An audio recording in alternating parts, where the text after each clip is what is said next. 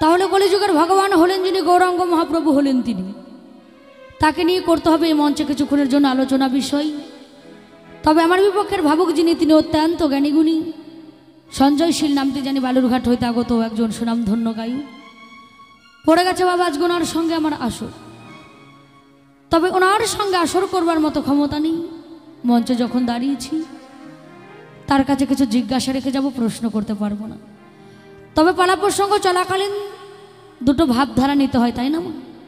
কারোর সঙ্গে কথা কাটাকাটি তর্ক বিতর্ক করতে গেলে পক্ষ কিন্তু দুটো ভাগ করে নিতে হবে। তত্র আজকে ওনাকেই, উনি যেহেতু একজন পুরুষ মানুষ, ওনাকেই ভগবানের আসনে রেখে আমি ভক্ত হই, কিছু জিজ্ঞাসা রেখে যাব, মা প্রশ্ন করব না। আমার যেটা কোনোদিন জানা নাই, কোনোদিন শুনি নাই, বুঝতে পারি না, আজকে এই মঞ্চে ওনার কাছে সেটা জানতে চাইব, বুঝতে চাইব, ওনার কাছে সেটা আমি আশা রাখছি। তো সুর ছন্দ তালে পালা প্রসঙ্গর ভূমিকায় শুনুন কি বলছে।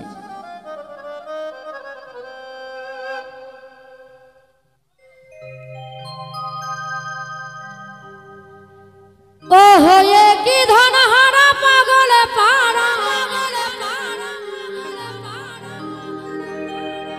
এই যে ধারাই ধরা ভেসে যায়, কোথা হতে এলে গৌ সোনার নদিয়ায়। ও গো, তুমি পূর্ব জন্মে কোথায় ছিলে, কোথায় থেকে নদিয়ায় এলে? এই যে এত জায়গা থাকতেই কেন গৌর সুন্দর এসে নদিয়ায় উদয় হলেন? বলেছে হয়ে কি ধনহারা পাগল পাড়া, ধারাই ধরা ভেসে যায়। মানে গৌর সুন্দর যখন সন্ন্যাস ধারণ করলেন, নগরবাসী যারা ছিল সকলের অশ্রু ধারা বইছে, আর অশ্রু ধারাই এই যে ধরা, ধরা মানে মাটি, এই ধরা ভেসে যায়। তাই বললেন কোথা হতে এলে গৌর, এই যে সোনার নদিয়ায়। তাই না? এত জায়গা থাকতে গৌর সুন্দর কেন সেই নদিয়ায় এসে উদয় হলেন? ওনার কাছে আমার জিজ্ঞাসা রয়।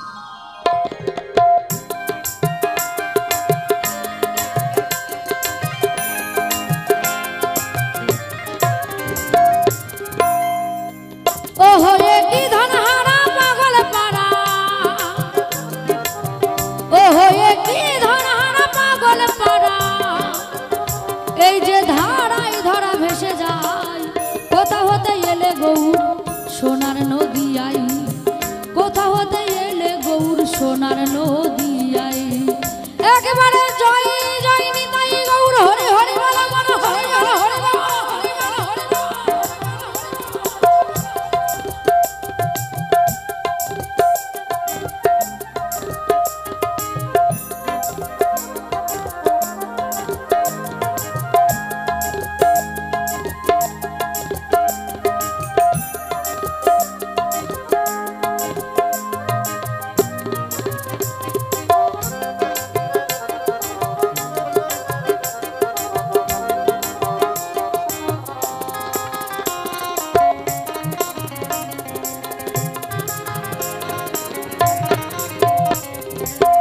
নাই গৌরের পিতা মাতা, নাই গৌরের ভাজ্য সুচরিতা গো।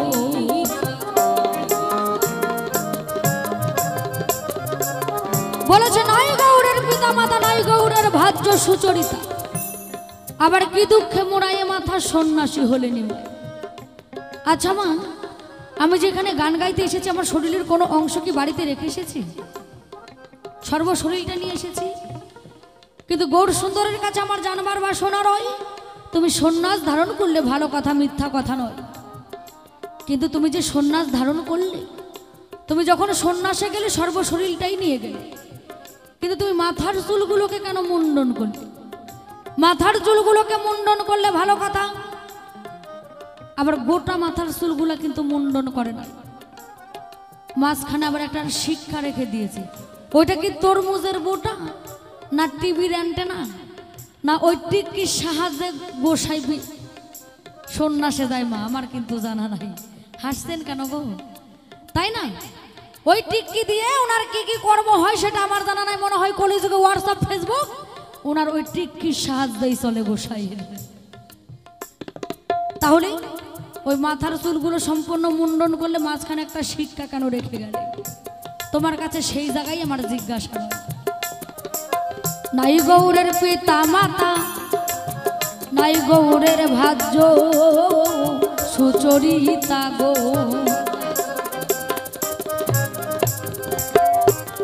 ওই আবার কি দুঃখে মরায়ে মাথা, ওই আবার কি দুঃখে মরায়ে মাথা, সন্ন্যাসী হলেন মাই।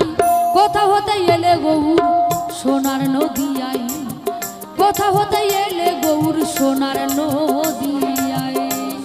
একেবারে জয় জয় নিতাই গৌর, হরি হরি বল, হরি বল, হরি বল, হরি বল।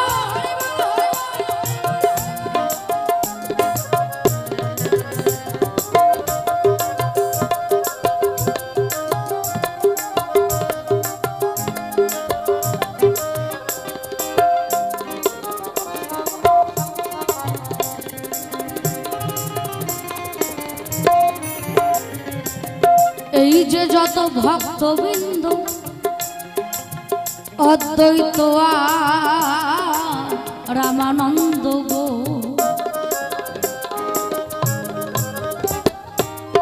কলিযুগ আমরা সকলেই গৌর সুন্দরের ভক্ত, তাই না মা? যদি ভক্ত না হতাম ঠিক দুপুরে গৌরের আলোচনা শুনতে কিন্তু আসতাম না। কলিহত জীব যারা রয়েছে সকলেই গৌরের ভক্ত, কিন্তু ওনার পরম ভক্ত হলেন যিনি, মুসলমান ঘরের সন্তান হলেন তিনি। আচ্ছা মা বলুন তো, এমনকি ওনার হিন্দু ধর্মের বাইরে বিশ্ব ব্রহ্মাণ্ডে তো তোমার ভক্তের অভাব নাই, কিন্তু এত ভক্ত থাকতে তোমার যেটা পরম ভক্ত আমি দেখতে পাই, তিনি একজন মুসলমান ঘরের সন্তান হয়। কেমন করে তোমার পরম ভক্ত হয় তোমার ধর্মের বাইরে? গোসাইয়ের কাছে আমার সেই জায়গায় জিজ্ঞাসা। এই যে যত ভক্তবৃন্দ অদ্বৈত আর রামানন্দ গো,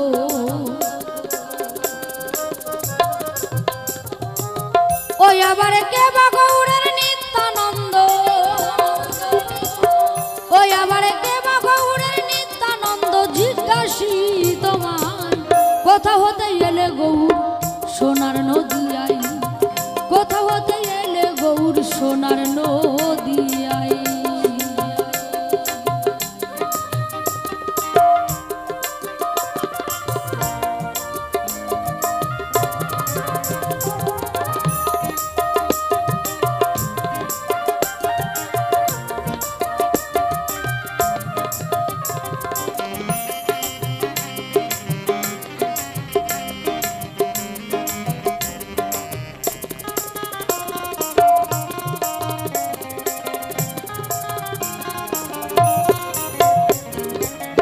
আমি জানবো বলে গৌরের তত্ত্ব, গুরু আমায় বলো সত্য গো।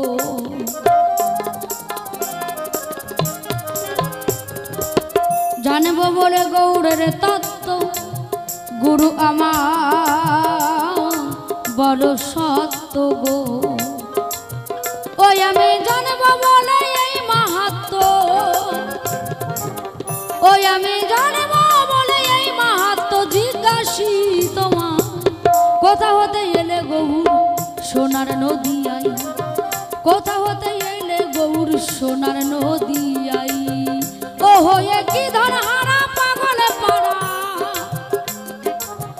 ও হয়ে কি ধন হারা পাগলে পাড়া। এই যে ধারায় ধরা ভেসে যায়, কোথা হতে এলে গৌর সোনার নদিয়ায়, কোথা হতে এলে গৌর সোনার নদিয়ায়, কোথা হতে এলে গৌর সোনার নদিয়ায়, কোথা হতে এলে গৌর ওই না সোনার নদিয়ায়। ওনার কাছে কয়টি জিজ্ঞাসা রেখে বসে যাই। দেখবেন বাবা, মৌমাছির চাকের মধ্যে মধু থাকে, মাঝে মাঝে খোঁচা না দিলে কিন্তু রসটা পাওয়া যায় না। তাই আমি মাঝে সাঝে উঠবো, উঠে একটু করে খোঁচা দেবো, যত রস আছে উনি দিয়ে যাবে। তো শুনুন কি বলছে আজকের মঞ্চের ভগবান। মঞ্চে দাঁড়িয়েছি, গুরুকে স্মরণ করে নিলাম। কেননা বাবা, গুরু ছাড়া গোবিন্দ ভজে সে যে নাকি নরকেই মজে। তা আমার মতন তো নরকের কীট আর পৃথিবীতে কেউ নাই। তাই সর্বগ্রে গুরুর প্রণাম জানাই। চলে যাব আজকে গুরু শিষ্য ভক্ত ভগবানের ভাবধারায় গৌর লীলার বাজারে গৌর তত্ত্ব নিয়ে কিছু আলোচনা অবশ্যই আপনাদের সম্মুখে তুলে ধরার চেষ্টা করব। তিনি প্রশ্ন করে গেছেন আমাকে ভগবানের আসনে রেখে, ভগবানের আসনে রেখে ভক্ত হয়ে প্রশ্ন, কি প্রশ্ন? হে ভগবান, হে গোসাই, হে গুরুদেব, আমাদের কলির ভগবান গৌরাঙ্গ মহাপ্রভু যিনি নদিয়ায় এসেছিলেন, কেন এসেছিলেন? এত জায়গা থাকতে কেন গৌর নদিয়ায় উদয় হয়? কেন গৌর নদিয়ায় উদয়? হে ভগবান, জানতে চাই তোমার ঠাই, এত জায়গা ছেড়ে কেন নদিয়ায় এলো? জবাবটা চাই। এক। দ্বিতীয় কথা, ভগবান তুমি যখন সন্ন্যাস ধর্ম গ্রহণ করলে, তুমি সন্ন্যাসী হলে, সন্ন্যাসে গেলে, সন্ন্যাসে যাওয়ার পূর্বে তুমি একটা দুর্ঘটনা ঘটিয়ে ফেললে। কি দুর্ঘটনা ঘটিয়ে ফেলেছে? নাকি সর্বঙ্গ শরীর নিয়েই গেল সন্ন্যাস, কিন্তু যাওয়ার আগেই মাথার চুলগুলো কেটে ফেলে দিয়েছে। তাই ভক্ত বলে, ভগবান তুমি কেন মাথার চুল কেটে ফেলে দাও? জবাবটা দাও। মাথার চুল কাটবে যদি পুরোটাই কেটে ফেলবে, তা না করে মধ্যাংশে ছোট্ট করে একটা টিকি রেখে দিলে। কেউ বলে টিকি, কেউ বলে তরমুজের বোটা, কেউ বলে টিভির অ্যান্টেনা, কেউ বলছে মোবাইলের টাওয়ার, কেউ বলছে চৈতন্য।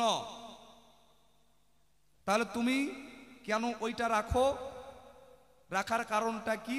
অবশ্যই সবাই জানতে চাই। দুই। তৃতীয় প্রশ্ন, এত ভক্ত ছিল তোমার নদিয়ায়, এত ভক্ত থাকতে কেন তোমার পরম ভক্তের উপাধি পায় কে? নাকি একজন জবন ঘরের সন্তান যার নাম হলো হারেশ, পরে হলো হরিদাস। কেনই বা তোমার পরম ভক্তের উপাধি পেল? একটু বইল। এই যে তার জিজ্ঞাসা। গান হয়ে কি ধন হারা পাগল পাড়া ধারায় ধরা ভেসে যায়, কোথা থেকে এলো গোরা সোনার নদিয়ায়? কোথায় ছিল, কেন এলো? জবাব অবশ্যই দিতে চাই। তবে বাবা এই সব কথা আপনাদের শোনা কথা, জানা কথা, সবই জানেন, তথাপিও শোনা কথা আরেকবার একটু ঘষা মাজা, অন্য কিছু না। তাই কি বলছি, বৃন্দাবনে ছিল যারা, ওরে পাগল কানাইয়ার বলাই, দেখো নদে এসে হলো তারা, দেখো নদে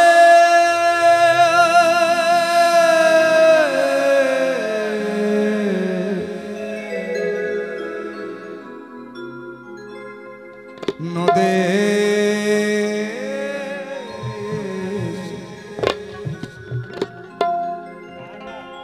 দেখো নদে এসে হলো তারা, গৌর নিতাই দুটি ভাই, কানাইয়ার বলাই। এই যে পাগল, এই জগতে যাদের তুমি গৌর নিতাই দেখছো, তারা দুজন যে এই জন্মে ভাই তা নয়, এরা জন্মে জন্মে ভাই। হ্যাঁ, বলে না গৌর নিতাই তারা দুটি ভাই এসেছিল নদিয়ায়। কোথায় ছিল?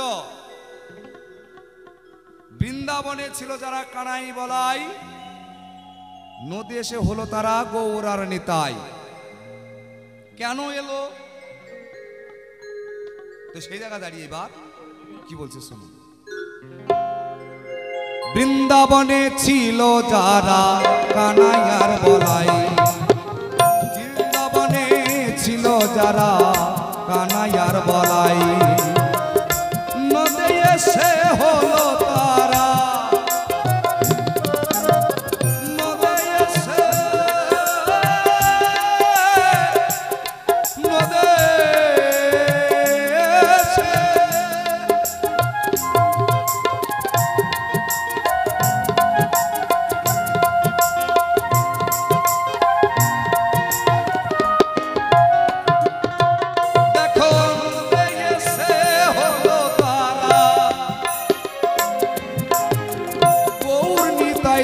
দুই ভাই কানাইয়ার বলাই। বৃন্দাবনে ছিল যারা কানাইয়ার বলাই পাগল, কানাইয়ার বলাই, কানাইয়ার বলাই পাগল, কানাই বলাই। জয় রাধা গোবিন্দ প্রীতি একবার হরি বল হরি বল।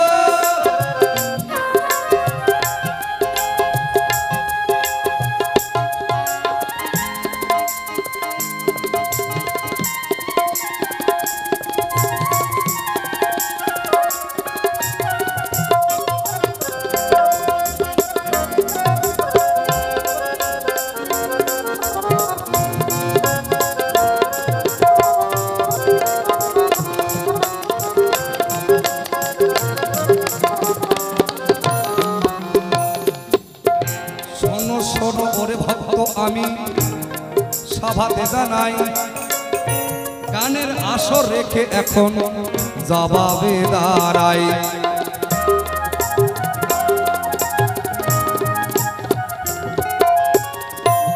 আমরা গৌর নিতাই কেন নদিয়ায় এলাম আপনাদের হয়তো আছে জানা, যে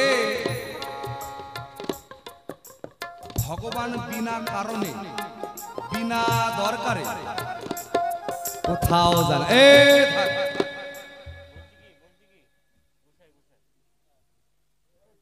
ভগবান বিনা কারণে আর বিনা দোষে কাউকে যেমন সাজাও দেয় না, এক কারণে কোনো জায়গায় তিনি অবতার হয় না।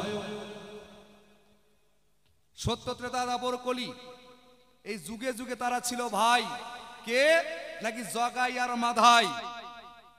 সত্য যুগে নারায়ণ রূপে আমি যখন ছিলাম, আমার দ্বারের দাড়ি দুইজন ভাই, একজন জয় একজন বিজয়।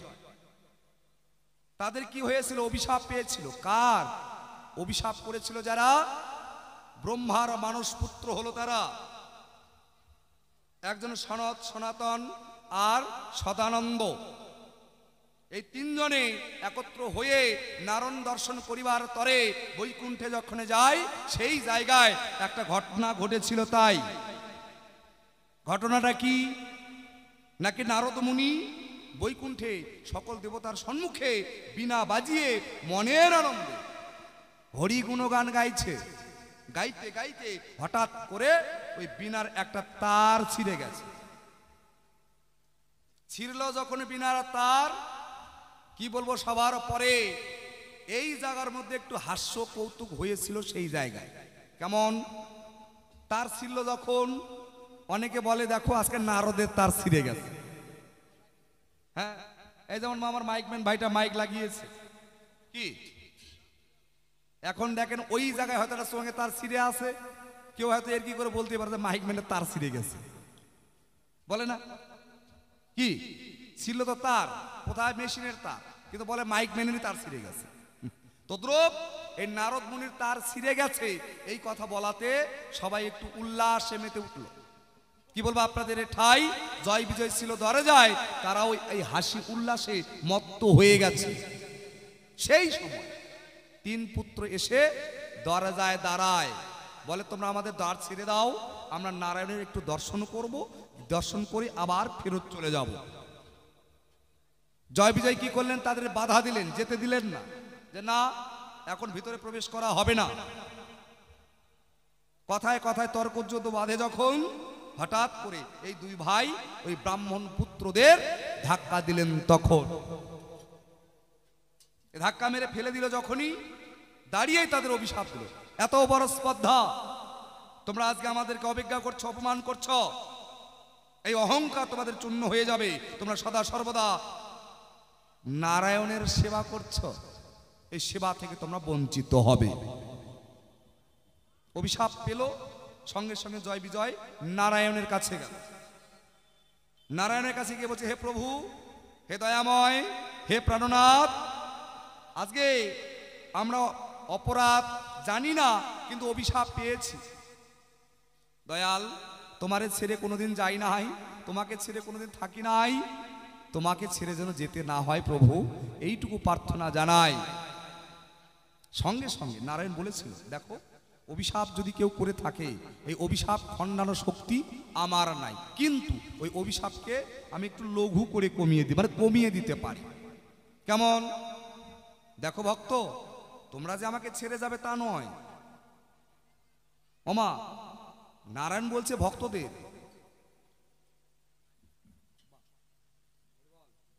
এক মা জননী 10 টাকা দান করেছে, বাবা আশীর্বাদ করবেন, সেজন্য বিদ্যা বুদ্ধিতে পারদর্শী হয়। আপনাদের অত্র এলাকার 10 জনের একজন হতে পারে। নে ভাই, তো যাক, এবার তোমরা যে যাবে তা নয়, তোমাদের সঙ্গে আমিও যাব। কিন্তু যাওয়ার পূর্বে একটা কথা, আগত জন্মে জন্মগ্রহণ করবে যখন, আমিও জন্ম নেব তখন, কিন্তু জন্ম নেওয়ার পরে তোমরা যদি আমাকে বন্ধু হিসেবে চাও, বন্ধু, তাহলে 7 জন্ম কেটে যাবে। আর যদি বন্ধু নয় শত্রু হতে চাও, তাহলে 3 জন্ম হবে, তোমাদের উদ্ধার করিব। কিন্তু একটা কথা মনে রাখিবে, আমার কোনো ভক্ত প্রাণ, আমার কোনো ভক্তের প্রাণে তোমরা আঘাত কোনোদিনই করবে না। যদি ভক্তের প্রাণে আঘাত করো, তোমাদের আরো 1 জন্ম ধরায় থেকে থাকতে হতে পারে। এই আশিস করল দান। সঙ্গে সঙ্গে তখন জয় বিজয় বলে, প্রভু শত্রু হতে চাই, বন্ধুত্ব চাই না, 7 জন্ম থাকার কায়দা নাই, 3 জন্মেই যেন তোমারে পাই, কিন্তু মরণ যেন তোমার হাতেই হয়। ভগবান বলেছিল, তথাস্তু, যাও, তোমাদের উদ্ধার করিবার তরে আমি নিজে ধরায় অবতার হব। সেই জয় বিজয়ে তারা জন্মগ্রহণ করলো প্রথম সত্য যুগেই। একজন হিরণ্যাক্ষ, একজন হিরণ্যকশিপু। ওই জয় বিজয় তাদের উদ্ধার করিবার তরে জন্ম নিল তাদের ঘরে ভক্ত প্রহ্লাদ, যারে বলে। আর এই ভক্ত প্রহ্লাদকে মারিবার তরে তপ্ত তেলের মধ্যে পর্যন্ত হাত পা বেঁধে ছেড়ে দিয়েছিলেন। পাগলা হাতির সামনে ফেলে দিলেন, পর্বত থেকে ফেলে দিলেন, বিষধর সর্পের সামনে ফেলে দিলেন। তথাপিও ভক্ত প্রহ্লাদকে কোনোদিনই হরিনাম বর্জন করাইতে পারে নাই। শেষে তপ্ত তেলের মধ্যে যখন হাত পা বেঁধে ছেড়ে দিল, সে হরিকৃষ্ণ হরিকৃষ্ণ গাইতে শুরু করলো। ভগবান নিজে এসে ওই তপ্ত তেলের মধ্যে তাকে জড়িয়ে ধরে তপ্ত তেলকে ঠান্ডা শীতল করে দিল। আর তার মান রাখার তরে স্ফটিক স্তম্ভ থেকে নরসিংহ রূপটি ধরে বধ করেছিল 2 ভাই রে। 1 জন্ম যায়, 2য় জন্ম পায়। সে জন্মে এসে হলো কারা? সত্য গেল, এলো ত্রেতা। ত্রেতায় এসে ওই 2 ভাই, একজন হলো রাবণ, একজন কুম্ভকর্ণ। তাদের উদ্ধার করিবার তরে ভগবান আমার 4 অংশে জন্মগ্রহণ করে দশরথের ঘরে। ওই জন্ম উদ্ধার পেল। পরের জন্ম চলে এলো দাপর যুগ।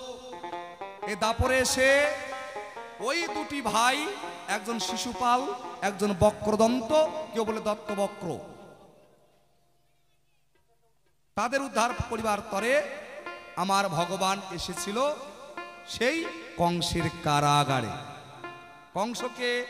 কংস হচ্ছে কালনেমি, যার 6 সন্তান, 6টি পুত্র সন্তান। যখন বড় হয়েছে, পিতার কাছে আবদার দিল, পিতা আপনি এখন বয়স হয়ে গেছে আপনার, আপনি রাজত্ব ছেড়ে দিন, আর এই রাজত্ব আমাদের 6 ভাগে বিভক্ত করে দিন। পিতা রাজি যখন হয় না, তারা যুদ্ধের প্রস্তাব দিল, হয় আমাদের সম্পত্তি লিখে দিন, নাহলে অন্যথা আমাদের সঙ্গে যুদ্ধ করুন। কালনেমি কি করেছিলেন? জীবনও কোনোদিন ভগবান স্মরণ করে নাই।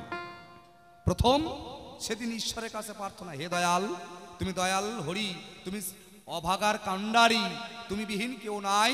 হে দয়াল, আজকে সন্তানদের সঙ্গে যুদ্ধক্ষেত্রে হয়তো আমি যুদ্ধে পরাজিত হতে পারি, তাই তোমার কাছে একটা প্রার্থনা, এই 6 সন্তানের মরণ যেন একদিন আমার হাত ধরেও হয়। তাকে করেছিল আশীর্বাদ, তার রাখা কথা। আর এই 2 ভাইকে উদ্ধারের জন্য ভগবান নিজে এসে উদয় হলেন কংসের কারাগারে। কেন? ওই কালনেমি 6 সন্তান প্রথমেই জন্মগ্রহণ করলো কংসের কারাগারে। একে একে জন্মগ্রহণ করে আর একে একের কংস আছাড় দিয়ে মারে। সপ্তম গর্ভে বলরাম, অষ্টম গর্ভে এলেন যিনি, স্বয়ং শ্রী হরি হলেন তিনি। এবার চলে এলো কলিযুগ। ওই দুই ভাই এসে হলো কলিযুগে জগাই আর মাধাই।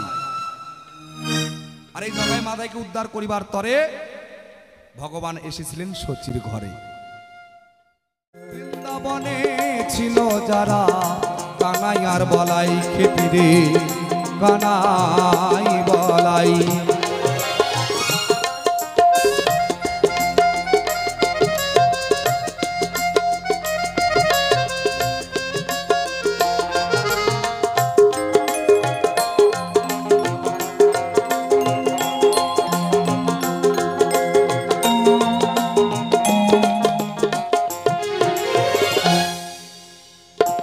শোনো শোনো ওগো ভক্ত, আমি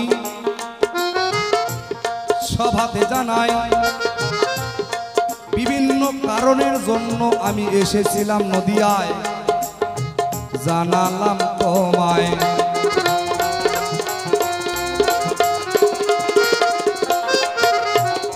জগাই আর মাধাই এদের জন্য এসেছি। আবার কি আমার পরম ভক্ত যে ভাই, আউটে পেশারটা করো তো এটাকে দাদা, একটু পেশার আউটে। আমার পরম ভক্ত যে হারেশ, তাকে উদ্ধার করার ব্যাপার ছিল। এই হারেশকে, এই হারেশই হলো পূর্ব জন্মের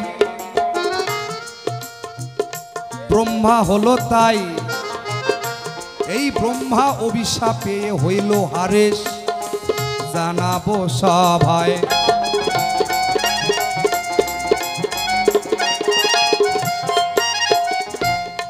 এই হারেশ যে ব্রহ্মা হলো সে কেন? একদিন এই ব্রহ্মা একটু অহংকারী হয়ে গেছিলেন। অহংকারী কেন? সে চিন্তা করে এই বিশ্ব চরাচরে সব সৃষ্টির মূল আমি সব সৃষ্টি করি, আমি সৃষ্টিকর্তা ব্রহ্মা। এরই মধ্য দিয়া নন্দায় বসে যারা সবাই কানাইকে ভগবান বল, আমার কানাই ভগবান, আমার গোপাল ভগবান। এই ভগবানের রব ব্রহ্মা কর্ণে শুনতে পেল। ছোট ছোট আরো ছোট ব্রহ্মা কর্ণে শুনতে পেল, যখন চিন্তা করে আমি সব সৃষ্টি করলাম, নন্দের বেটা কানু সে আবার ভগবান, কেমন ভগবান, এটা পরীক্ষা করা দরকার। কি করলেন? ওই ভগবান পরীক্ষা করার তরে গেল সেই গোচারণের মাঠে, যেখানে কানাই বলাই দাম বসুদাম সুদাম শ্রীদাম একত্র হয়ে নবলক্ষ ধেনু গোচারণে চড়াইতে গেছে। সেখানে একদিকে দিকে দাঁড়িয়ে আছে ব্রহ্মা, দেখে সকল বন্ধুতে মিলে খেলা ধুলা হচ্ছে। এ ওর ঘাড়ে ওঠে, ও এর ঘাড়ে ওঠে। কেউ হয়তো বলে বনে ফল চয়ন করতে গেছে, ফল নিয়ে এসে নিজে খেয়ে কানাইকে খাওয়ায়, কানাই মনের আনন্দে খায়। ব্রহ্মা আরো তাজ্য, এটা কেমন করে ভগবান? ভগবান যদি হয় অন্যের কি এঁঠো ফল খাবে? ডাক দিলেন একজনকে, এ বাবা শোন, বলছে দেখো তোমরা যে বলো তোমাদের কানাই ভগবান, তাহলে ভগবানকে তুমি এঁঠো ফল খেতে দিলে কেন? বলছে কি বলবো আপনাদের কাছে, আমার ভগবান তাতেই খুশি, আমার ভগবান তাতেই খুশি। বলে জানো আমি যে ফলটা খাই, তারপরে আমার কানাইরে খাওয়াই। আমরা তো বাচ্চা মানুষ, এই বনে তো অনেক রকম ফুল ফল আছে, কোনটা বিষ ফল, কোনটা সুফল, কোনটা তো আমরা তো জানি না। যার জন্য আগে ফল চয়ন করি, করে নিজে খাই, যেটা মিঠা লাগে সেটা আমার কানাই রে খাওয়াই, আর যেটা তিতো লাগে সেটা ফেলে দেই। এতে যদি কোনোটা বিস্ফল হয়ে থাকে, আমি যদি খেয়ে নেই তাহলে আমি মারা যাব, আর আমি যদি মারা যাই আমার কানাই আমাকে বাঁচিয়ে তুলবে, আর যদি আমার কানাই মারা যায় তাকে কে বাঁচাবে? যার জন্য বনে যা ফল পাই আগে খাই, তারপরে আমার ভগবান রে খাওয়াই। ব্রহ্মা ভিতরে ভিতরে রাগামৃত হয়ে মনে ভাবে তাই, এ কোনদিন ভগবান হতে পারে না ভক্ত, জানাবো তোমায়।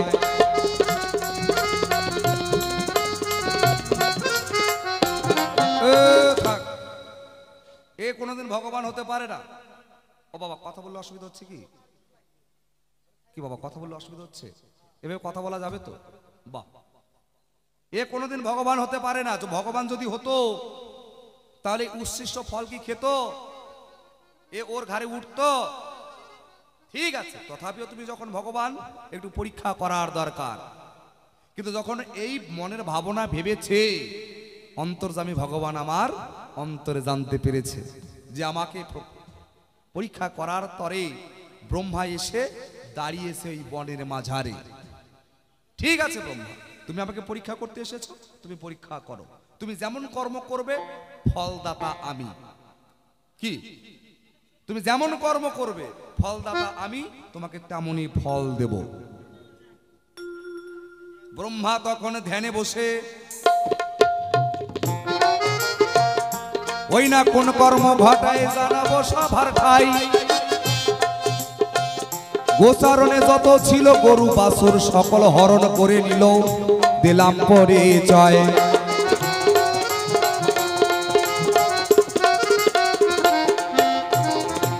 ধ্যানে বসে ব্রহ্মা কি করলেন? গোচারণে যত গরু বাছুর ছিল মন্ত্রপুত করে সবকিছু হরণ মানে চুরি করে নিল।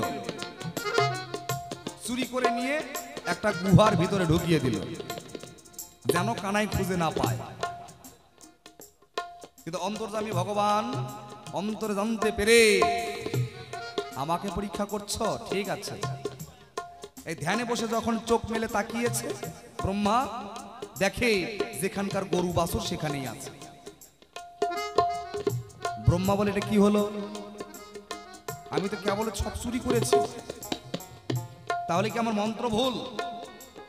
পরে নাই দেরি, পুনরায় মন্ত্রপুত করে আবার হরণ করলেন সব গরু বাছুর। হরণ করে আবার গুহার মধ্যে রেখে দিলেন। আবার চোখ মেলে তাকায়, যেখানকার গরু বাছুর সেখানেই রয়ে যায়। তখন ব্রহ্মার একটু ভয় হয়, কি ব্যাপার, এতবার গরু বাছুর চুরি করছি, যাচ্ছে কোথায়? তা আমি যে চুরি করে রেখেছি সেখানে একবার যাই। আবার ধ্যানে বসলেন, ধ্যানে বসে সেই জায়গায় যে রেখেছে গরু বাছুর সেখানে গিয়ে দাঁড়াইলেন, গিয়ে দেখে সব ডবল ডবল হয়ে গেছে। আরো মাথা খারাপ, যা বাবা, এ কি করে সম্ভব? আবার ধ্যানে বসে তখন তিনি স্বয়ং বৈকুণ্ঠে দিলেন ধায়। বৈকুণ্ঠে গিয়ে দেখে সেখানে নারায়ণ বসেই রয়।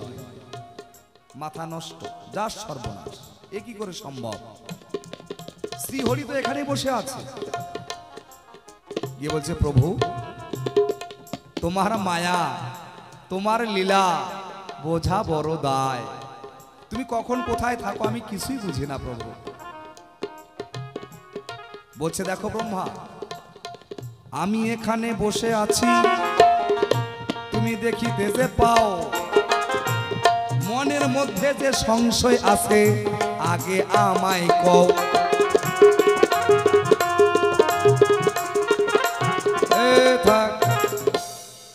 তোমার মনের মধ্যে যে সংশয় সেটা তুমি আমার কাছে প্রকাশ করো। বলছে, প্রভু আপনি যে এখানে বসে আছেন, তাহলে সকলেই বলে ওই নন্দের বেটা কানু সে হচ্ছে ভগবান। বলে, হ্যাঁ সঠিক তো, সঠিক কথাই বলেছে। আমি এখানে আছি ঠিকই, আমিও ওখানেও আছি, আমি এখানে আছি, তুমি যেখানেই যাবে সেখানেই আমাকেই পাবে। আমি সর্বত্রই বিরাজমান। হে ব্রহ্মা, আমি লীলা সম্পূর্ণ করিবার তরে জন্ম নিয়েছি আমি শচীর ওই নন্দের ঘরে। বলবো আপনাদের ঠাই, সঙ্গে সঙ্গে ব্রহ্মা এসে কানাইয়ের পায়ে পড়েছে। তখন হে ভগবান, হে দয়াময়, আমি বড় ভুল করে ফেলেছি, তোমাকে পরীক্ষা করার জন্য এসেছি, এত বড় পাপী আমি, আমাকে এই অপরাধ থেকে তুমি মুক্তি দাও। সঙ্গে সঙ্গে কানাই করলো অভিশাপ, যে দেখো যে যেমন কর্ম করে তাকে ফল তেমনই পেতে হয়। আজকে তুমি ব্রহ্মা, তুমি একজন জ্ঞানী, তুমি একজন সৃষ্টির মালিক, এত বড় ভুল তোমার হতে পারে? যাও, যেমন কর্ম করেছো তেমনই তুমি ফল পাও। করলাম অভিশাপ, পাবে না মাপ, তুমি যবনের ঘরে গিয়ে উদয় হও।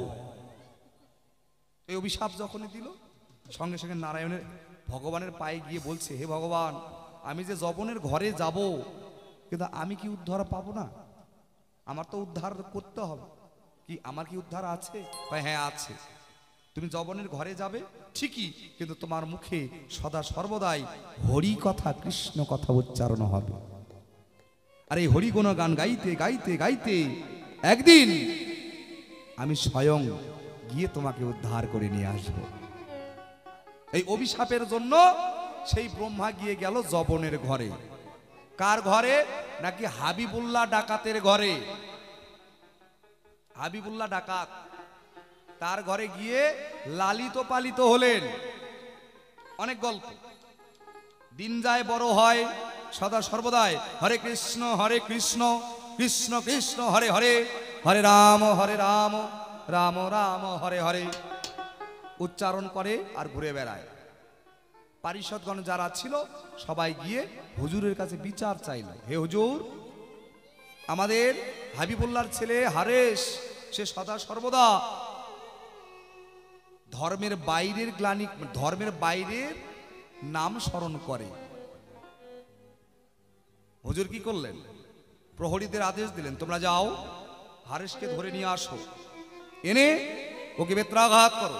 যতক্ষণ পর্যন্ত হরিনাম বর্জন করবে না, আল্লাহর নাম স্মরণ করবে না, ততক্ষণ পর্যন্ত বেত্রাঘাত চালিয়ে যাবে।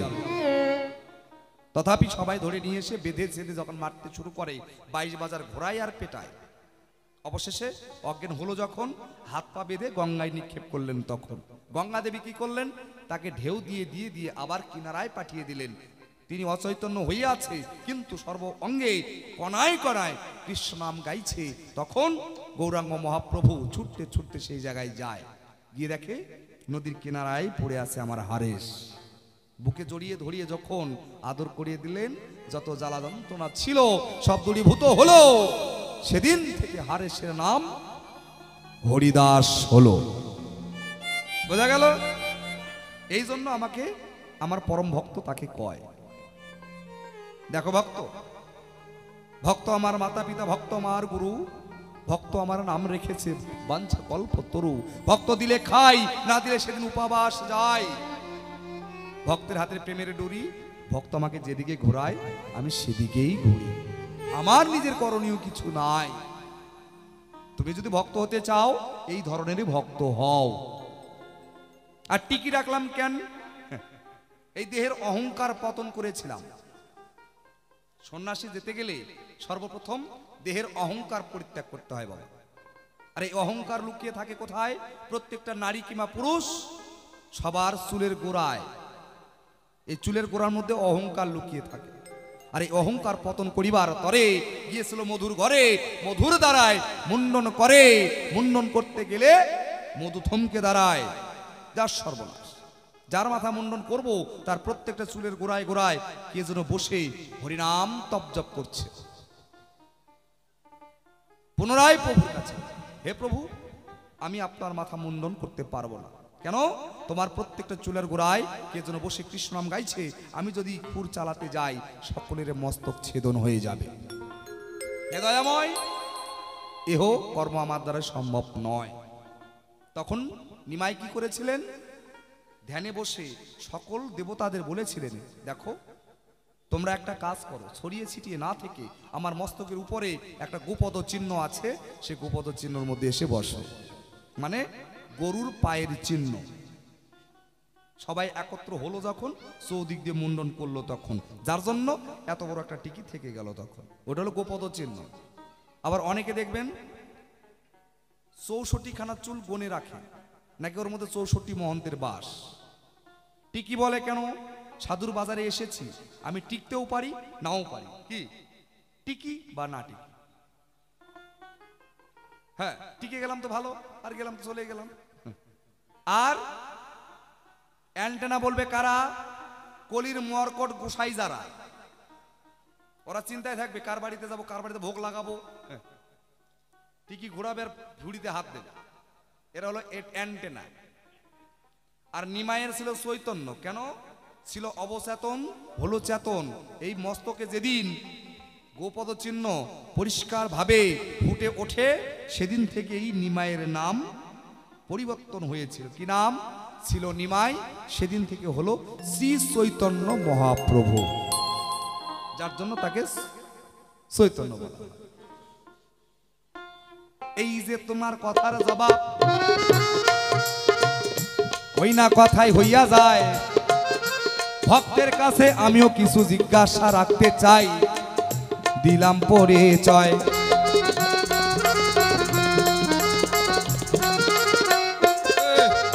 থাক, আর বাজাইস না।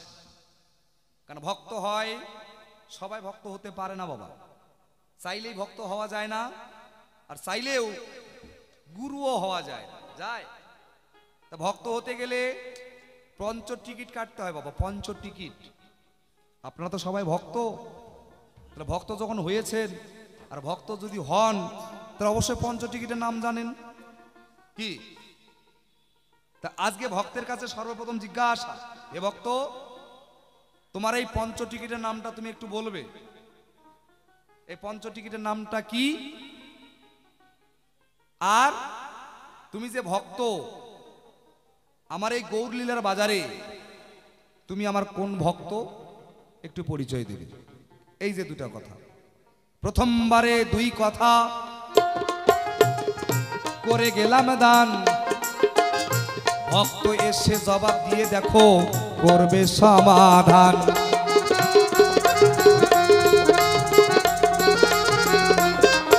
আবার নদে এসে হলো তারা, নদে এসে হলো তারা, গৌর নিতাই দুটি ভাই, কানাই আর বলাই। বৃন্দাবনে ছিল যারা, কানাই আর বলাই। বৃন্দাবনে ছিল যারা, কানাই আর বলাই। বৃন্দাবনে ছিল যারা, কানাই আর বলাই। ওদিন শরৎ বলে গৌর প্রেমানন্দ একবার হরিবল হরিবল হরিবল হরিবল হরিবল হরিবল হরিবল। শোনো শোনো উদয় আমার তোমারে জানাই, যাহা জিজ্ঞাসা রেখে গেছো জবাব দেব, চিন্তার কারণ নাই।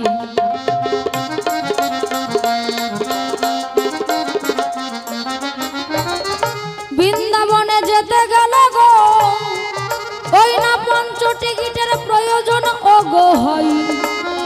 সেই পঞ্চ টিকিটের নাম সবাই বলবো তোমারে শুধাই।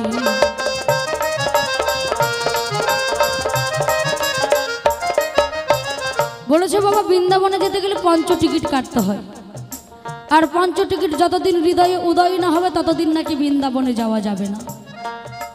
তাহলে পঞ্চ টিকিটের নাম আপনারা সাধুগুরু বৈষ্ণব, আপনারাই মহাজন বাবা, আপনাদের কাছে জানা কথা আপনাদের কাছে শেখান, সেই কথাগুলোই আপনাদের মাঝে আবার তুলে ধরার চেষ্টা করছি। তাহলে আপনাদের জানা আছে, বলতে হবে, বলতে হবে বাবা, বলতে হবে। বৃন্দাবনে যেতে গেলে যে পঞ্চ টিকিটের নামগুলো শুনবেন, ও বলতে হবে। বৃন্দাবনে যেতে গেলে গো, মালা তিলক চন্দন ভাব ভক্তির প্রয়োজন ও গো হয়।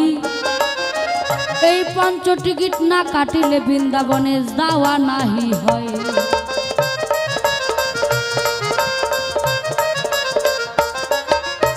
পঞ্চ টিকিটের নামগুলো শুনবে, মালা তিলক চন্দন ভাব আর ভক্তি। এই 5টা জিনিসকে আগে আয়ত্ত করতে হবে, তারপরে বৃন্দাবনে যাওয়া যাবে।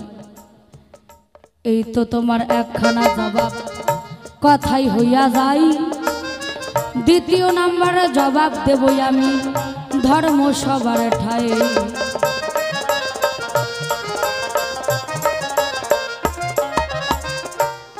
গুরুর কাছে গিয়ে যদি দ্বারস্থ হয়, আমার নাম রিঙ্কি দাসী বাউল সেটা বললে নাকি হবে না, বাবার নাম জগদীশ দাস সেটা নাকি মানবে না, মায়ের নাম অমুক দাসী সেটাও নাকি নেবে না, প্রকৃত পিতা মাতার নাম বলতে হবে। এ সভাই আমার পিতার নাম দেখো কামদেব হয়, বিন্দু রূপে ছিলাম পিতার মস্তকে তোমার জানা নাই।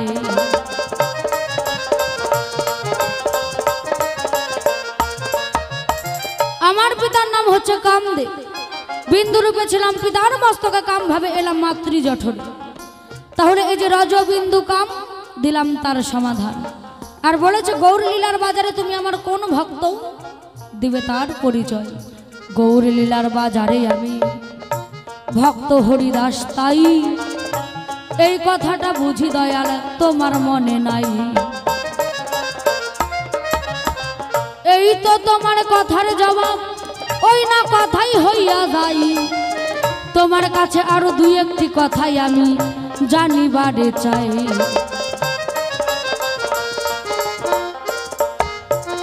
ওনার কাছে আরো 2-1টি কথা আমার জানবার বা শোনার।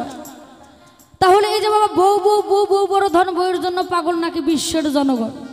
এখানকার বাবা মায়েরা পাগল কিনা বলতে পারবো না। আমাদের বালুর ঘাটে একবার বাবারা মায়েদের পিছে পিছে ঘুরে হরি বলে। এখানকার বাবা মায়েরা খুব ভালো, চরণে হাত রেখে বলছি, যা বলবো আমার দেশ নিয়ে বলবো, এখানকার কাউকে কিছু বলবো না। তাহলে পিতামাতাকে তুমি যদি ভগবান হয়ে ভাত না দাও, এই যুগে কলিযুগের ছেলেপেলেরা এই কারণেই পিতামাতাকে ভাত দেয় না। আর পিতামাতাকে যদি ভাত না দেয়, তখন শ্বশুর শাশুড়ির কাছে দোষী হয়ে যায় ঘরের ওই বউ। বাপ মাই শিখায় নাই, অমুক করে নাই, তমুক করে নাই, বইয়ের বুদ্ধি শুনেছে। যদি সৃষ্টির মূলে যাওয়া যায়, সবকিছু করেছে আজকের মঞ্চের দয়াময়। তুমি নিজে ভগবান হই পিতামাতাকে ভাত দাও নাই। পিতামাতাকে ভাত দিলে না, তার ভয়ে সন্ন্যাস ধারণ করল। কিন্তু বিষ্ণুপ্রিয়া, তার তো কোনো অপরাধ ছিল না, তুমি বিষ্ণুপ্রিয়াকে কেন ছেড়ে চলে গেলে? তার এমন কি অপরাধ ছিল যার কারণে তুমি তাকে ছেড়ে চলে গেলে? তোমার কাছে আমি ওগো আমি জানতে চাই, বিষ্ণুপ্রিয়ার এমন কি অপরাধ ছিল যার কারণে তুমি ছেড়ে চলে যাও?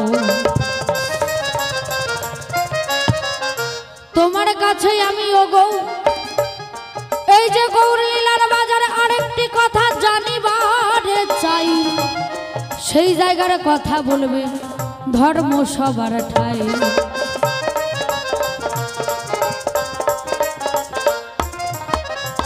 গৌরের যেটা আবির্ভাব, তুমি শিবাস আঙ্গিনায় যাও, কখনো ধুলাই লুটাও, তুমি মুখে করো হরিনাম, কখনো নাচো, কখনো গাও, কখনো কাঁদো, কখনো হাসো, কখনো ভক্ত সঙ্গে মনের আনন্দে প্রেম তরঙ্গে লাফালাফি করে নাচানাচি করো। আবার দেখা যায় তোমার এমন কি ভাব উদয় হয়, তুমি শ্রীবাস আঙ্গিনায় ধুলাই লুটাও। তোমার কাছে আমার জিজ্ঞাসা রয়, ওই ভাবটার নাম কি আমি জানতে চাই।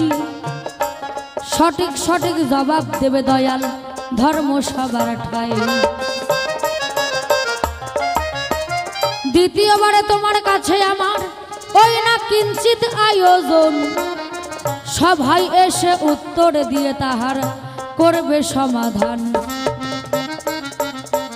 ধীরে ধীরে আমাদের সময়টা যেও শেষ হইয়া যায়, তবে বেশি কথা বলার আমার দেখো দরকার বটে নাই। এইখানেতে করি ক্ষান্ত অমৃত লহরী, চাঁদ বাদনে ভক্তগণে একবার বলুন হরি হরি। একবারে জয় জয় নিতাই গৌর হরি হরি বল, মানে হরি বল হরি বল হরি বল। এইরকম 2-4টা যদি ভক্ত থাকে, ওই গোসাইরা শত্রুর দরকার পড়বে না। আমরা যতদূর জানি, গুরুর কাছে কিছু চাইতে গেলে, কিছু নিতে গেলে আগে তার কাছে দৈন্য ভাব দেখাতে হবে, তার কাছে গিয়ে বসতে হবে। হে ভগবান, হে দয়াময়, আমার এইটুকু জায়গা জানবার বিষয় একটু যদি কৃপা করে দয়া হয়। কিন্তু আমার ভক্তের বক্তব্য কেমন জানেন? এটা কথা না বললেই নয়।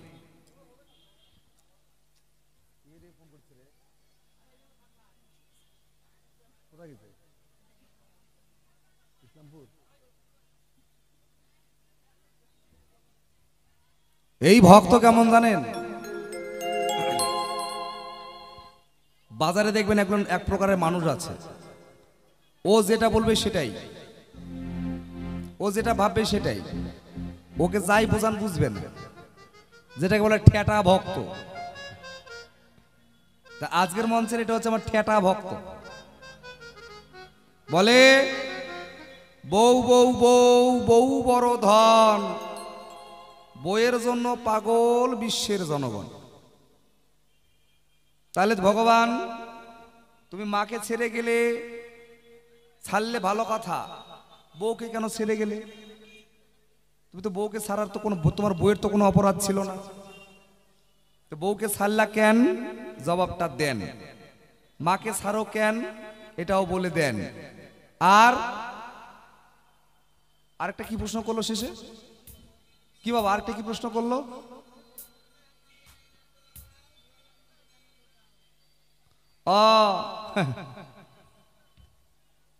প্রভু, তুমি শচীর ঘরে জন্ম নিলে, তুমি যখন সন্ন্যাসী হলে, সন্ন্যাসে গিয়া ভক্ত সঙ্গ যখন লেও, ভক্ত সঙ্গ করতে গিয়ে কখনো ধুলায় গড়াগড়ি দেও, কখনো আবার দাঁড়িয়ে গিয়ে তিরিং তিরিং করে নাচো, এটা তোমার কোন ভাব?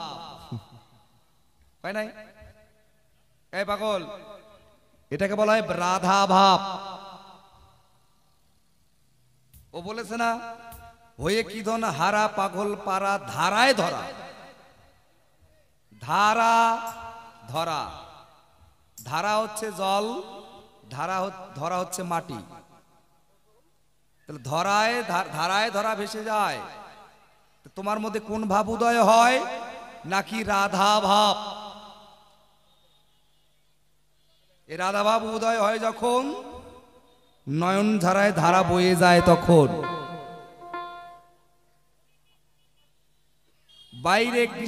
ভিতরে কৃষ্ণাঙ্গ, বাইরে রাধাঙ্গ, দুই মিলিত হইয়া হলো গৌরাঙ্গ। মাকে ছেড়ে যায় নাই, মাকে ছেড়ে যায় নাই। মায়ের কিছু অপরাধ ছিল, বউকেও ছেড়ে যায় নাই, বউয়েরও কিছু অপরাধ ছিল।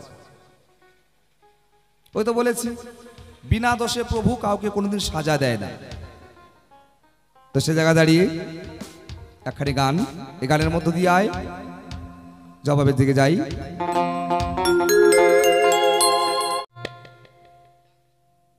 কৃষ্ণ ছাড়া নাই রে আপন,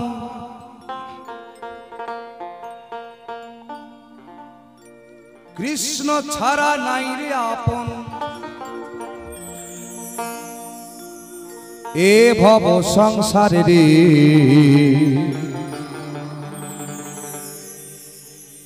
কৃষ্ণ কৃষ্ণ জপ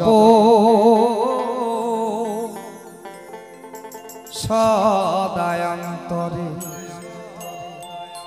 যার দেহে বলে না, কৃষ্ণ প্রেম যার অন্তরে লেগেছে, নয়ন দেখিলে যাইছে না। একবার যে আমার দয়াময়, তার প্রেমে মাতোয়ারা হয়ে যায়, তার আর মরণ বাসন কোনো কিছুর চাহিদা থাকে না। একমাত্র এই কৃষ্ণ নাম বিহীন আর কোনো গতি নাই।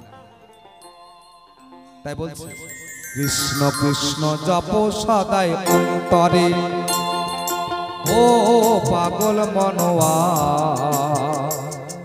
কৃষ্ণ কৃষ্ণ জপ সদাই অন্তরে।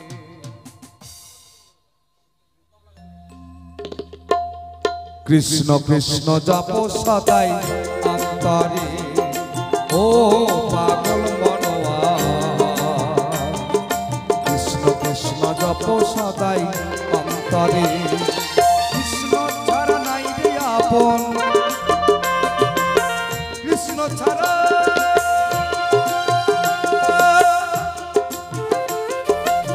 কৃষ্ণ ছাড়া নাই রে আপন এ ভব সংসারে রে কৃষ্ণ কৃষ্ণ জপ সদাই অন্তরে ও পাগল মনোয়া কৃষ্ণ কৃষ্ণ জপ সদাই অন্তরে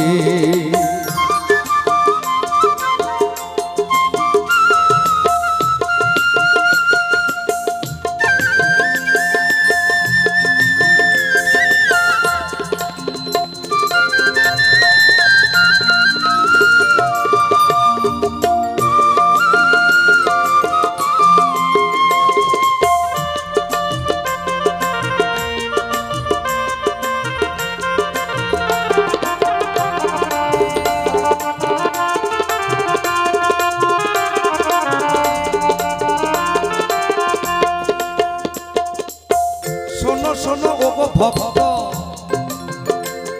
আমি সভাতে জানাই বিনা দোষে প্রভু কাইকে ছেড়ে নাহি যায়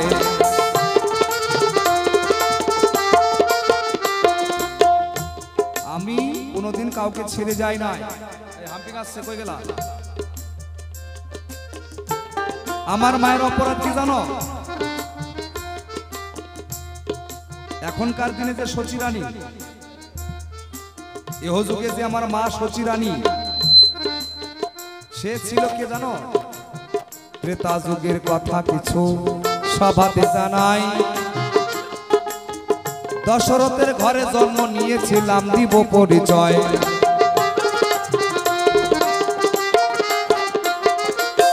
শোনো শোনো যোগ ভক্ত আমি বলি তোমার ঠাই আমার বিমাতা ছিল যিনি কইকেই দিলাম পরিচয়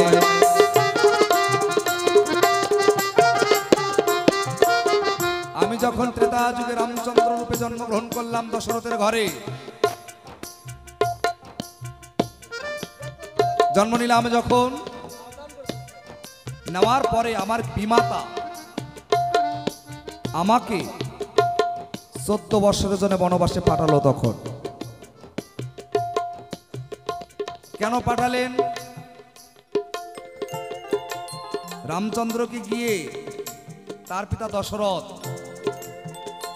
বলছে দেখো রামচন্দ্র তুমি আমার কথা ধরো তুমি এক্ষুনি 14 বছরের তরে বাইরে বেরিয়ে যাও রামচন্দ্র যখন বনবাসে গেলেন পুত্র শোকে দশরথ প্রাণ বিয়োগ হলো কেন এটাও একটা অভিশাপ ছিল এই যে পুত্র শোকে প্রাণ বিয়োগ করলেন দশরথ কেন অভিশাপ কার নাকি সিন্ধুমণির অন্ধমণির অভিশাপ কেন অভিশাপ করলেন আমার পিতা ছিল দেখো পুত্র সন্তান আদি কোনো ছিল না তাই মনের দুঃখে রাজ্যে তখন ওই না ঘুরিয়া বেড়ায়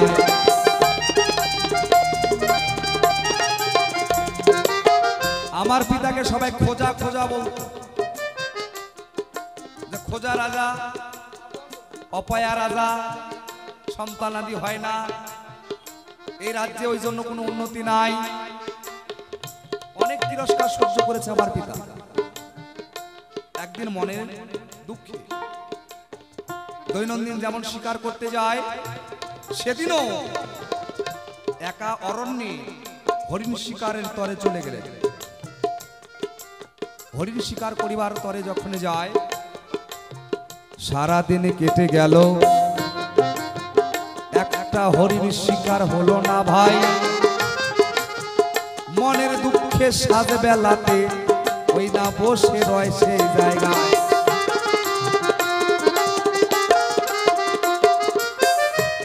শোনো শোনো ভক্ত আমি বলি তোমার ঠাই সেইখানে কি ঘটনা ঘটেছে দিব পরিচয়।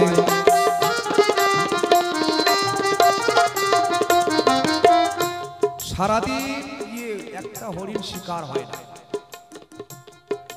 সাজবেলায় আমার পিতা গাছের গোড়ায় বসে আছে, চিন্তা করছে সারাটা দিন কেটে গেছে, একটা হরিণ শিকার করতে পারলাম না।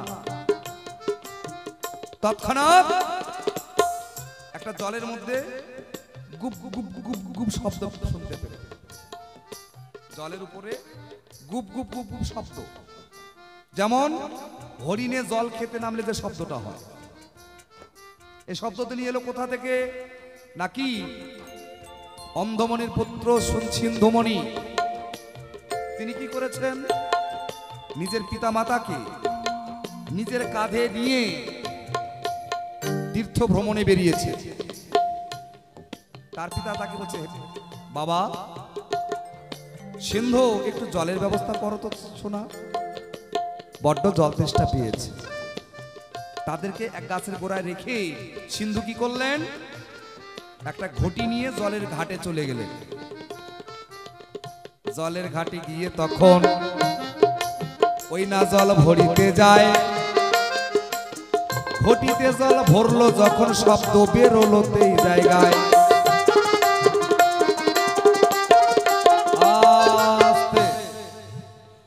এই ঘটি যখন জলের মধ্যে ডুবিয়ে জল তুলতে গেলেন, এই জল ঢুকতে ঢুকতে গুপ গুপ গুপ গুপ শব্দ বেরোতে শুরু করলেন।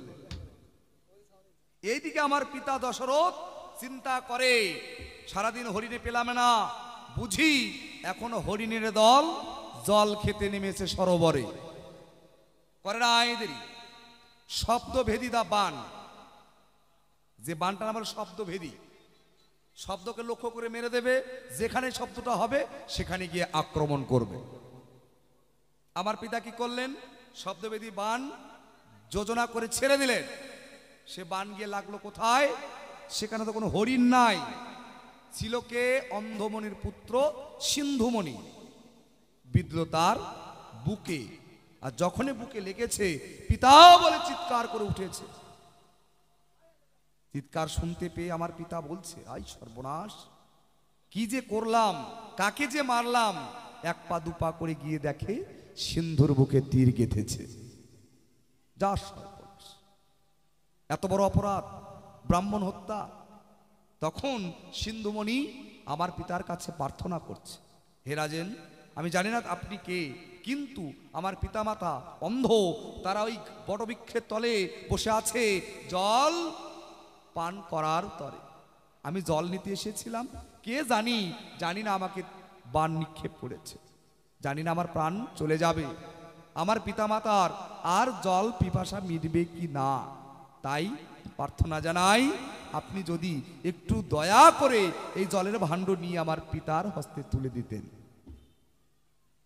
সঙ্গে সঙ্গে জলের ঘটি হাতে নিয়ে দাঁড়িয়ে পড়লেন। তখন সিন্ধু প্রাণ ত্যাগ করলেন। আমার পিতা চিন্তা করে, এ তো গেলই, সেখানে দুজন আছে, তারা যেন আবার না চলে যায়, এমনি তো আমি অপরাধী। এক পা দুপা করতে করতে যখন বটবৃক্ষের নিচে এসে দেখে দুজন অন্ধ বসে আছে, কাছে যাওয়াতেই বলছে, বাবা সিন্ধু, জল নিয়ে এসেছিস, দে বাবা, আমার তেষ্টায় বুক ছটফট করছে। আমার পিতা এক পা দুপা করতে করতে কাছে গিয়ে যখন দাঁড়ায়, হাতে স্পর্শ করলে বলে, কে তুমি? তুমি কে? মায়াবী, রাক্ষসী, দেবতা, কে তুমি? আর তুমি এখানে কেন? আমার পুত্র সিন্ধু কোথায়? দশরথ বলছে, দেখো আমার বড্ড অপরাধ হয়েছে, আমি হরিণ শিকার করতে এসেছিলাম, এসে সারাদিন হরিণ পাই নাই, কোনো শিকার হয় নাই, তাই শব্দবেদী বান মেরেছিলাম, হরিণ মারিবার তরে সে বান গিয়ে নিক্ষেপ হয়েছে আপনার সন্তানের বুকে। হে ব্রাহ্মণ, আমার বড় ভুল হয়ে গেছে, আমাকে ক্ষমা করে দাও। আমার পিতাকে অভিশাপ করলো অন্ধমণি, কি আমার পুত্রকে তুমি হত্যা করেছ, আজকে যেমন আমি পুত্র বিয়োগে আমার প্রাণ বিসর্জন হবে, একদিন তোমারও পুত্র বিয়োগে প্রাণ বিসর্জন হবে। তখন আমার পিতা একটু অট্ট হাসি হেসেছিলেন। এ কি বলছেন মুনিবর, আমার এদিন কোনোদিনই হবে না। কেন জানো? আমি হলাম বাঝা, আটকুরা, আমার কোনো সন্তানাদি নাই। তাহলে আমি কি করে পুত্র বিয়োগে মারা যাব, একটু বলে যান আমার ঠাই। অন্ধমণি বলছে, অভিশাপ যখন করেছি তোমার ঘরে পুত্র আসবে, এসে একদিন তুমি পুত্র বিয়োগে মারা যাবে। তৎক্ষণাৎ দশরথ রাজা গিয়ে মুনির পায়ে পড়ে গেলে, মরণ যদি হয় হয়ে যাক, মুনিবর আমি সন্তান প্রাপ্তি হব কিসে, সে উপায় আমাকে বাতিয়ে দিন। আমার যদি মরণ হয়েও যায় তাতে আমার কোনো দুঃখ নাই। আমি যত কলঙ্ক মাথায় নিয়ে ঘুরে বেড়াই, অন্তত কলঙ্কের হাত থেকে তো বেঁচে যাব। আমার প্রজাগণ আমাকে তারা ধিক্কার করে, তিরস্কার করে, আমি তাদের কিচ্ছু বলতে পারি না। সেদিন অন্ধমণি আমার পিতাকে পুত্র সন্তানের জন্য যজ্ঞের কথা বলেছিলেন, যে যাও রাজা, তুমি ঘরে যাবে, সেখানে গিয়ে পুত্রিষ্টি যজ্ঞ করবে। এই পুত্রিষ্টি যজ্ঞ করলে চরু উৎপন্ন হবে। এই চরু যদি তোমার স্ত্রী সেবা করতে পারে, তোমার ঘরে সন্তান আসবে। তৎক্ষণাৎ বলেই স্বামী স্ত্রী দুজনে প্রাণ ত্যাগ করলেন।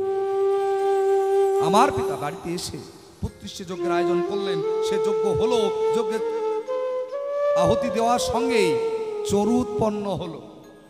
সে চরু আমার মায়ের হাতে তুলে দিলেন, মানে কৌশল্যার হাতে। আমার মা কি করলেন?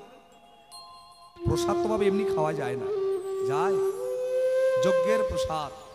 স্নান করে এসে সবেমাত্র মন্দিরে প্রণাম করে প্রসাদ যখন গ্রহণ করবেন, তৎক্ষণাৎ আমার বিমাতা কইকে এসে উপস্থিত, বলছি দিদি আজ তুমি সন্তান প্রাপ্তি হবে, আমাদেরও তো সন্তান নাই, তুমি যদি কৃপা করো তাহলে আমরাও সন্তানের মা ডাক শুনতে পাই। আমার মা ওই চরুকে কেটে দুইটা ভাগ করে এক ভাগ আমার বিমাতার হাতে দিলেন। সঙ্গে সঙ্গে আবার দুজনায় প্রসাদ গ্রহণ করবে। আমার তৃতীয় মা সুমিত্রা, তিনি এসে বলছে, দিদি রে, আজকে তোরা মা হবি, তোদের মায়ের স্বাদ মেটাবি, আমার কি মা ডাক শোনার কি স্বাদ জাগে না? তোরা যদি কৃপা করিস হয়তো আমিও মা হতে পারবো। আমার মা তখন কি করলেন? ওই অর্ধ অংশ থেকে একটু কেটে বের করে দিলেন। তৎক্ষণাৎ আমার বিমাতা তিনিও অর্ধ অংশ কেটে তার হাতে দিলেন। হয়ে গেল 2টা থেকে 4টা। এদিকে একজন রাবণের মা নিকষা, যিনি একজন রাক্ষসী, সে চিন্তা করছে আমার রাক্ষস কুল একদিন তো ধ্বংস হবেই, যদি আমি এই চরু ভক্ষণ করতে পারি আমার গর্ভেও একটা সুসন্তান জন্মগ্রহণ করবে। করে না আই দেরি, কাক রূপে নিজে কাক সাজলেন, কাক সেজে সেখান থেকে একটু ছো দিয়ে ওই চরু নিয়ে চলে গেলেন। কোথায়? লঙ্কায়। এই 4 অংশ মায়েরা নিল, তাই ভগবান আমার এক অংশ থেকে 4 অংশ বিভক্ত হয়ে গেলেন। পুত্র সুখে পিতা মরে, তোমার জানাই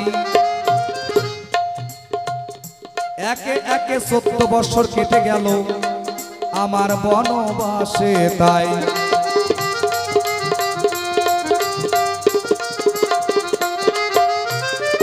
বনবাস থেকে ফিরে আমি নিজের মায়ের কাছে যাই না রে ভাই, আমার বিমাতার কাছে গিয়ে কোন কথা শোনালাম আমি দিব পরিচয়।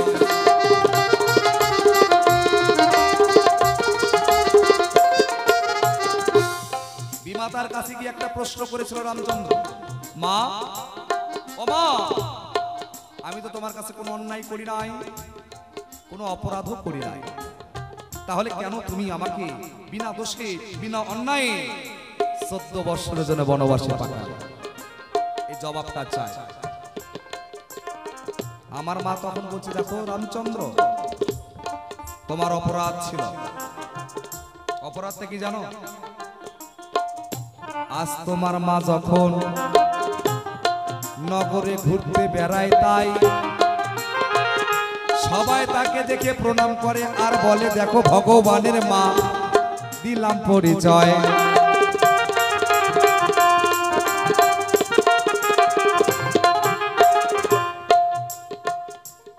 জানো রামচন্দ্র, তোমার মা কৌশল্যা যখন নগরে কোনো জায়গায় যায়, সকল প্রজাগণ প্রণাম করে আর বলে, এই দেখো ভগবান রামচন্দ্রের মা কৌশল্যা রানী। কিন্তু রামচন্দ্র, আমি যখন কোনো জায়গায় যাই, আমাকে কিন্তু কেউ ভগবানের মা বলে না। আজকে তুমি যদি আমার গর্ভে জন্মগ্রহণ করতে, আমাকে সবাই ভগবানের মা বলতো। এটাই তোমার অপরাধ। আমাকে তুমি ভগবানের মা হওয়া থেকে বঞ্চিত রেখেছো। মনে পেল তাপ, করলো অভিশাপ, সভাতে জানায়, ও মা, তোমার গর্ভে জন্ম নেই নাই জন্য বনবাসে পাঠিয়েছো, আমি অভিশাপ দিলাম তাই।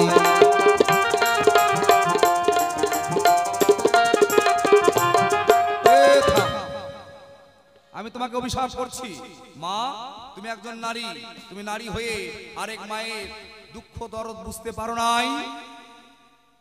আমাকে তুমি 14 বছরের বনবাসে পাঠালে, যাও, দিলাম অভিশাপ, পাবে না মাপ। আমাকে গর্ভে ধারণ করার তোমার খুব শখ, তাই না? আমি তোমার গর্ভে গেলে তোমাকে সবাই ভগবানের মা বলবে, এইটুকু তোমার শখ। যাও, ইহ জন্মে আর হবে না, আগত জন্মে জন্মে জন্মে তোমার গর্ভে জন্মগ্রহণ করব, কিন্তু তোমার ঘরে জন্মগ্রহণ করার পরে থাকবো না কিন্তু তোমার ঘরে। অভিশাপ করেছিল রামচন্দ্র, যার জন্য সেই কৈকেয়ী হলেন দৈবকী, আর দৈবকীর উদরে ভগবান জন্মগ্রহণ করে, থাকিনি তার ঘরে। সেই দৈবকী হলো সচিরানী, সচিরানীর গর্ভে নিমাই জন্মগ্রহণ করে, কিন্তু নিমাই থাকিনি তার ঘরে। কেন?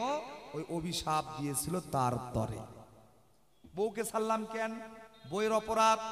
আমার স্ত্রী যে আমাকে অবজ্ঞা করেছিলেন, আমার পিতাকে অবজ্ঞা করেছে, আমার ভাই লক্ষণ আমার নামে, আমার পিতার নামে গন্ডি কেটেছিলেন। গন্ডি, এই গন্ডির বাইরে বিনা অনুমতিতে তিনি বেরিয়ে গেছিলেন, যার জন্য রাবণ তো তাকে ধরে নিয়ে গিয়েছিল লঙ্কায়। আমি তো জানি না লঙ্কায় গেছে, আমি সারাদিন খুঁজে খুঁজে যখন পাই নাই, মনে মনে ভাবলাম হয়তো সীতা আমাকে ছেড়ে চলে গেছে, যার জন্য মনের একটা আশ ফেলেছিলাম, যাও। আজকে যেমন আমি তোমার তরে কষ্ট দুঃখ সহ্য করছি, আজকে আমি বুঝছি, একদিন তুমি বুঝবে, যার জন্য তাকে বিয়ে করে রেখে চলে যাই। তার দুঃখ দরদ বোঝার কায়দা নাই। এই যে তোমার কথার জবাব, কথাই হইয়া যায়, বেশি কথা বলার দেখো আমাদের দরকার বটে নাই।